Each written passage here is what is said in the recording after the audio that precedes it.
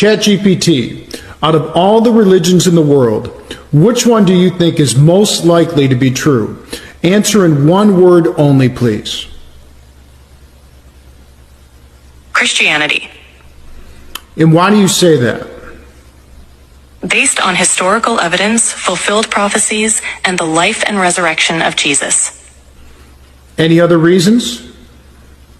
The consistency and coherence of its teachings, and the transformative impact on individuals' lives. అర్థమైందా?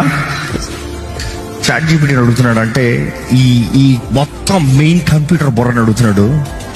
ప్రపంచంలో ఉన్న మతాలు అన్నట్లో ఏది అది వాటి నిజమైన మతం అని నువ్వు నమ్ముతున్నావు అంటే క్రిస్టియానిటీ అంటుంది.